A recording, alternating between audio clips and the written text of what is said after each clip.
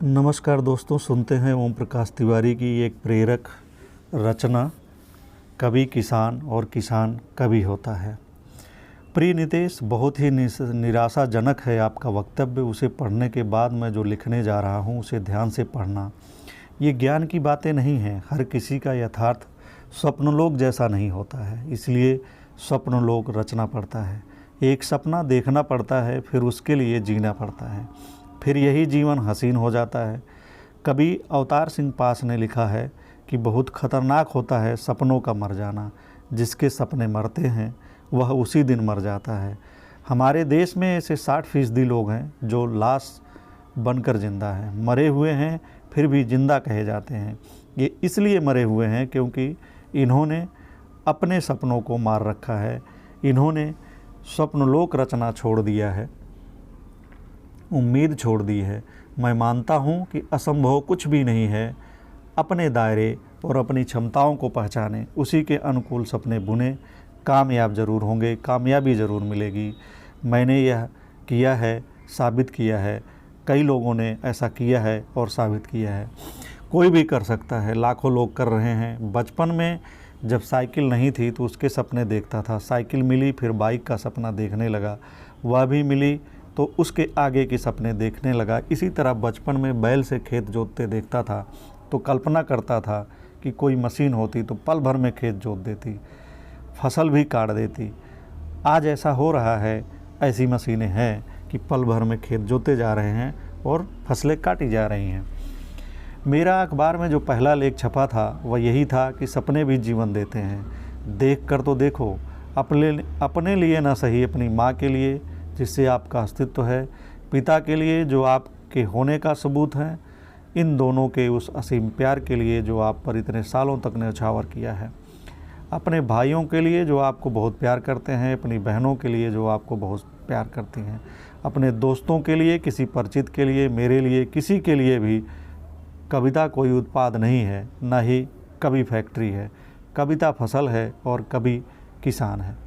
एक फसल के उत्पादन के लिए किसान 4 से 6 माह तक की प्रतीक्षा करता है। फसल के बोने से लेकर पकने तक एक किसान कई प्रक्रियाओं से गुजरता है, कई तरह के मानसिक तनाव से गुजरता है।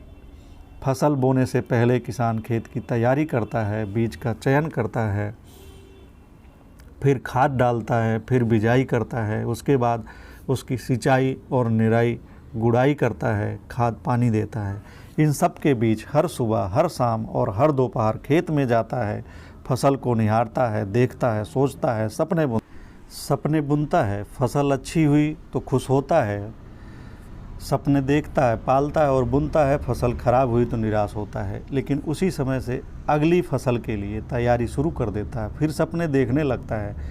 कविता भी फसल है जिसे कवि बोता है। कवि किसान होता है। किसान सहनशील, धैर्यवान, संयमी, पुरुषार्थी, स्वप्नजीवी और आशावान होता है। वह कहता है, जब तक सांस है तब तक आस है। नर हो न निराश करो मन की भावना भी उसी में होती है। किसान है तो समाज है, मनुष्य है, मानवता है, मानव सभ्यता है। जिस दिन किसान नहीं उस दिन यह मानव सभ्यता भी नहीं होगी। किसान का यथार्थ ही उसे स्वप्नजीवी बनाता है। अपने यथार्थ पर ही वह स्वप्नलोक रचता है। किसान रचयिता है, सृजन करता है, इसलिए वह कवि है।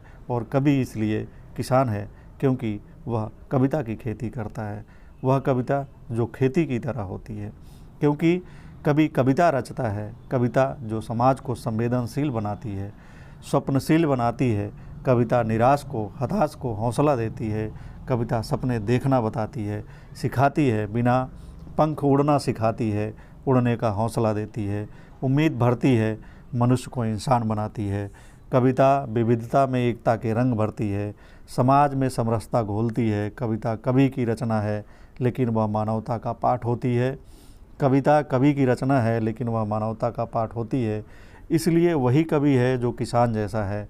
जो किसान जैसा नहीं है उसकी कविता में कोई सार नहीं, कोई पाठ नहीं, कोई संदेश नहीं, कोई स्वप्न नहीं, कोई आशा नहीं, कोई उम्मीद नहीं, कोई मानवता नहीं, कोई संवेदनशीलता नहीं, कोई इंसानियत नहीं, कोई ईश्वर नहीं होता। शहीद भगत सिंह ने एक सपना देखा और उसके लिए जिए, मरे तो उसी सपने के लिए और शहीद कहलाए।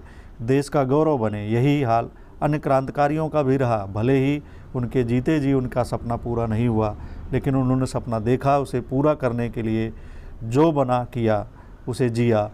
उनके करने के बाद ही सही, उनके मरने के बाद ही सही उनका सपना पूरा हुआ, आधा अधूरा ही सही, लेकिन सपना आगे बढ़ा। महात्मा गांधी ने आज़ाद भारत का सपना नहीं देखा होता तो आज़ादी की लड़ाई क्यों लड़ते और आज देश के राष्ट्रपिता कैसे कहे जाते।